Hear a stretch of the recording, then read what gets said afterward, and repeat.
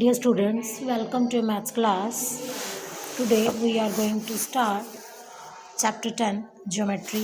ये chapter 10 आपका geometry का है जिसका आपने first page कर लिया. Now we are going to start from these definitions.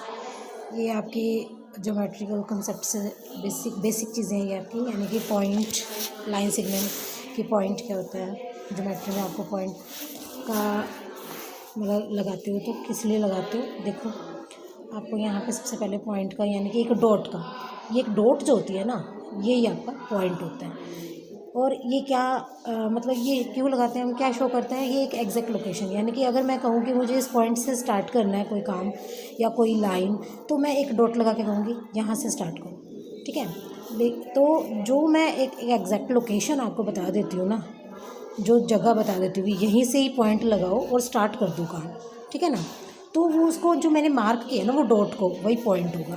तो इसकी आपने डेफिनेशन करनी है मेन अभी कि a point shows an exact location.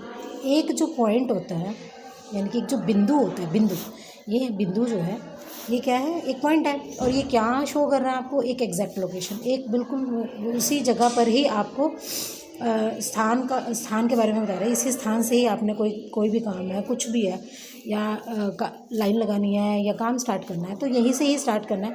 तो अगर मैं कहूँ कि पॉइंट लगाओ और यहाँ से स्टार्ट कर दो, तो ये पॉइंट यानी कि ये डॉट लगाओगे आप और वहाँ से स्टार्ट कर दोगे.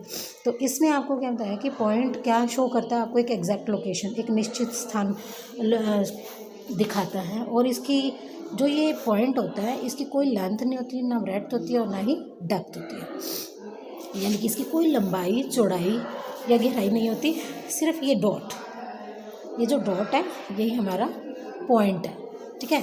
आगे भी देखो ये बताएगा ना, अ डॉट यानी कि ये जो बिंदी हमने लगाई है, marked with a sharpen pencil tip on a piece of paper represent a point. कहते हैं कि देखो जैसे ये पेंसिल है, इस पेंसिल की नोक से, टिप यानी ये जो नोक है इससे हम अगर किसी कागज़ के टुकड़े पर एक पॉइंट, एक बिंदी लगा देते हैं, तो वही आपको क्या शो करता है, उसकी एग्जैक्ट लोकेशन शो करता है कि यहाँ से मैंने स्टार्ट किया अपना, और इसी को ही मैंने क्या नाम दे दिया, पी. इस बिंदु को मैंने पी का नाम दे दिया. किसी भी कैपिटल लेटर से मैं इसका नाम शो कर दूंगी तो ये हमारा पॉइंट हो जाएगा. और इसकी हम डेफिनेशन क्या करेंगे, a point shows an exact location. आपने अगर इसकी डेफिनेशन करनी है, मतलब आपको कहे कि इसका वर्णन करो कि पॉइंट क्या होता है, तो आप उसके लिए क्या लिखेंगे, a point shows an exact location. एक एग्जैक्ट लोकेशन यानी कि जैसे ये पॉइंट है, मैंने ये पॉइंट लगाया और इसका नाम मैंने रख दिया पॉइंट पी या क्यू या आर. तो जब भी मैंने जैसे अब मैंने ये पॉइंट किस लिए लगाया कि अगर मैं कहूँ कि मुझे इस पॉइंट से काम स्टार्ट करना है, तो मैं यहाँ पॉइंट लगाऊंगी, यहाँ से स्टार्ट कर दूँगी. तो आप, और अगर मैं मान लो बोर्ड पे लगा देती हूँ कि चलो इस पॉइंट को देखो, तो पॉइंट को शो तो करूँगी ना किसी न किसी चीज़ से, चाहे डॉट से करूँ, है ना. तो जो मैं डॉट लगाऊंगी तो तुम उसी को ही एग्जैक्ट उसी को ही देखोगे कि किस पॉइंट से स्टार्ट कर रहे हैं काम. ठीक है ना. तो और इसकी क्या है, ना तो कोई लंबाई होती है ना चौड़ाई होती है, ये भी हम लाइन लिख लेंगे. इट हैज़ नो लेंथ,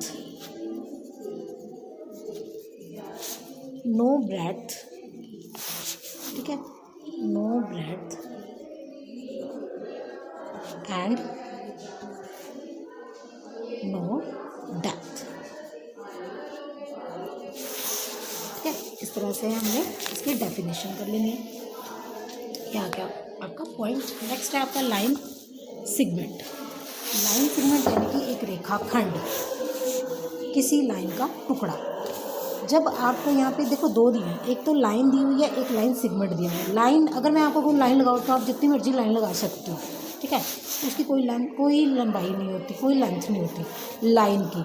लेकिन अगर मैं आपको कहूँ कि लाइन सेगमेंट, जो कि आपके यहाँ पर है आपके चैप्टर में, जैसे लाइन सेगमेंट है, तो लाइन सेगमेंट का मतलब मैं एक आपको वो दूंगी, जैसे मेज़रमेंट, पूरा नाप दूंगी कि इतनी लंबी ही लाइन खींचनी है आपने, मान लो 2 सेंटीमीटर, 3 सेंटीमीटर, 4 सेंटीमीटर, तो आप स्केल से ही नापेंगे उसको. ठीक है.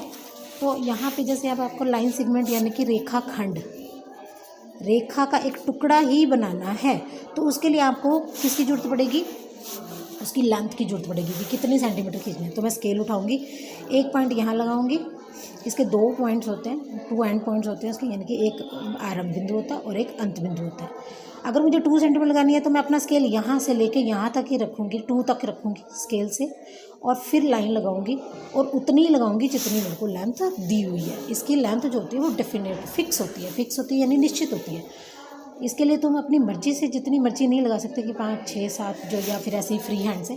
लाइन सेगमेंट जब भी लगानी होगी तो आपको स्केल का यूज़ करना पड़ेगा, ठीक है। स्केल की स्टार्टिंग पॉइंट से रख के और तुमने एंड तक लगाना है। और अगर मान लो ये है 4 सेंटीमीटर तो उसको लिख देंगे 4 सेंटीमीटर, और इसके नाम भी दे देंगे इनके पॉइंट्स के। ये पहले पॉइंट पे हम ए लिख देंगे, दूसरे पॉइंट पे बी लिख देंगे। तो जो ये हमने रेखा खंड बनाया यानी कि लाइन सेगमेंट बनाया है, ये हमारा लाइन का वो टुकड़ा है जिसकी हमारे को डेफिनेट लेंथ दी हुई है, फिक्स लेंथ दी हुई है। इसकी डेफिनेशन भी आप ये लिखेंगे, a line segment has a fix length. एक लाइन सेगमेंट जो होता है उसकी एक फ़िक्स लेंथ होती है, निश्चित उसकी लंबाई होती है, और इसके 2 एंड पॉइंट्स होते हैं, 2 एंड पॉइंट्स होते हैं, यानी कि इसके एक ये पॉइंट होता है और एक ये पॉइंट होता है। इससे ज़्यादा अगर आपको 4 सेंटीमीटर लेंगे तो 4 ही लगाओगे, आप इससे ज़्यादा नहीं लगा सकते।